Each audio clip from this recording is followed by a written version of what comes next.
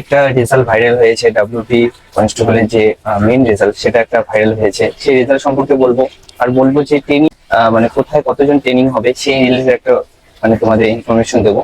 আরেকটা ব্যাপার হলো যে রেজাল্ট এর মধ্যে হবে কিনা, আর রেজাল্ট হলে কাট অফ কেমন যেতে পারে সেই রিলেটেড একটা তোমাদের ইনফরমেশন দিচ্ছি। প্রথমে বলি যে রেজাল্টের খবরটা কি। রেজাল্ট হলো খুব তাড়াতাড়ি রেজাল্ট আসছে, বলতে গেলে এর মধ্যে এই উইক নালে সামনের উইকে রেজাল্ট আসার কথা, খুব সম্ভাবনা বেশি। আর আগামীকাল একটা রেজাল্ট হওয়ার একটা সবাই বলছে, তা সেটা সম্পূর্ণ পিআরবি তোমাদের জানাবে কি হবে কি। আগামীকাল একটা শুক্রবার, বিশেষ করে তোমার জন্য পিআরবি একটা ডেট, শুক্রবার ডেটটা করে ভাইরাল মানে হয় যে এই সময় রেজাল্ট দিবে।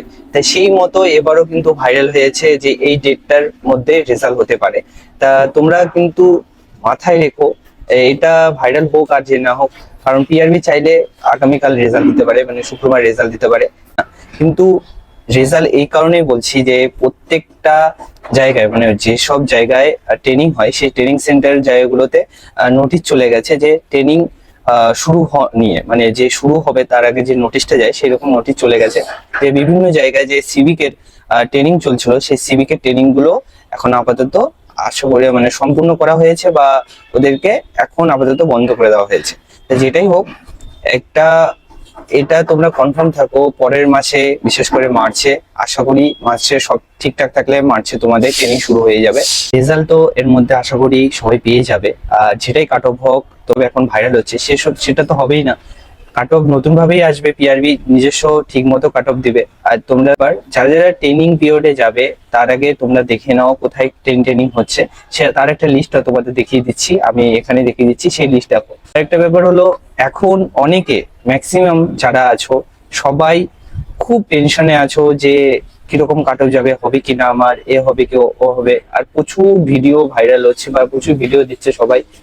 তা আমি একটা কথা বলবো সবাইকে, দেখো বেশি ভিডিও এখন দেখার কিছু নেই, কারণ সময় যেটা হয়ে গেছে বা যেটা হয়ে আসবে সেটা অলরেডি হয়ে গেছে। মানে যেটা তোমরা এক্সাম দিয়েছো, ইন্টারভিউ দিয়েছো, সবকিছু হয়ে গেছে। সেটা নিয়ে যদি তুমি বেশি ভাবো বা কাট অফ দেখো, এই দেখো ও দেখো, বেশি টেনশন আসবে, এটা আসবে ওটা আসবে। তোমরা একটাই ভাবো, যেটাই হবে তোমাদের যদি মিনিমাম ঠিকঠাক স্কোর থাকে, যেটা আগে বলেছিলাম। এতদিন যখন ওয়েট করতে পেরেছো আর কিছুদিন ওয়েট করে যাও, আশা করি সবার ভালোই হবে। বেশি টেনশন করার দরকার নেই, যেটা হওয়ার সেটা হবে। আর যাদের যাদের সামনে কলকাতা পুলিশ এক্সামটা আছে, তাই তোমরা রানটা অবশ্যই ধরে রাখো, কারণ সেটা কিন্তু এটা রিক্রুটমেন্ট শেষ হলে সেটার কিন্তু প্রসেসটা শুরু হয়ে যাবে। তাই এটার বেশি দিন নেই, এটা খুব তাড়াতাড়ি তোমাদের জয়েনিং হবে, এটা মাথায় রাখো। নেক্সট মান্থ আশা করি সব ঠিকঠাক আছে, নেক্সট মান্থে জয়েনিং হচ্ছে। আর তোমাদের লিস্ট আমি দেখিয়ে দিলাম, দেখো লিস্টটা কোথায় ভাইরাল হয়েছে। সেটা নিয়ে বেশি মাতামাতি করার কিছু নেই, কারণ এসব কাট অফ প্রচুর জায়গায় ভাইরাল হয়, প্রত্যেকবারই হয়, তাই এবারও হয়েছে। তা তোমরা এটা না ভেবে সামনে যখন মেন রেজাল্ট আসবে, পিআরবি যেটা দিবে সেটাই তো অরিজিনাল। তা তোমরা এসব নিয়ে প্রচুর টেনশন, এসব বন্ধ করে দাও। একটাই কি, যারা যারা এক্সাম দিয়েছো, ইন্টারভিউ দিয়েছো, তোমরা নিজের ডকুমেন্ট গুলো ঠিকঠাক করে রাখো, কারণ সামনে তোমাদের ডকুমেন্ট ভেরিফিকেশন, মেডিকেল টেস্ট সবকিছুই হবে।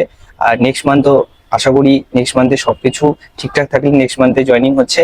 আর জয়েনিং ডেটটা তোমাদের পরে জানিয়ে দেবো, কিন্তু এখন আপাতত তোমাদের রেজাল্টের অপেক্ষা, কারণ রেজাল্ট এর মধ্যেই আসবে, যখনই হবে খুব তাড়াতাড়ি হচ্ছে। সেটা তোমরা মাথায় রাখো, আর বেশি ভাবা বন্ধ করে দাও, যেটাই হবে আশা করি সবার ভালো হবে। আর এখন তোমাদের নিজের দিকে ফোকাস বেশি দাও।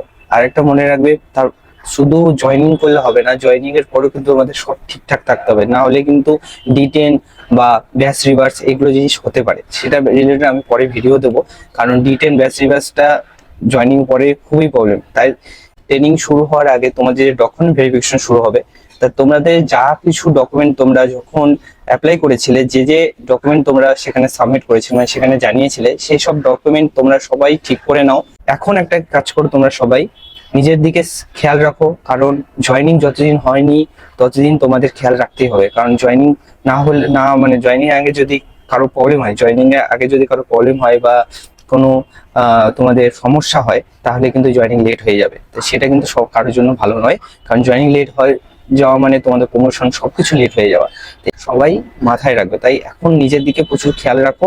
আশা করি রেজাল্ট ভালো হবে আর সব ঠিকঠাকই হবে। এটাই আশা রাখি সবার কাছে। আর ভালো থেকো, নিজে খেয়াল রাখো, ফ্যামিলির দিকে খেয়াল রাখো, পজিটিভ মেন্টালিটি রাখো, কারণ সামনে অনেকগুলো পরীক্ষা আসছে, সবাই পরীক্ষাগুলো দাও, ভালো করে দাও। জীবন অনেক বড়, ছোট নয়, তাই সবাই ভালো থেকো, নিজে খেয়াল রাখো। জয় হিন্দ, জয় ভারত।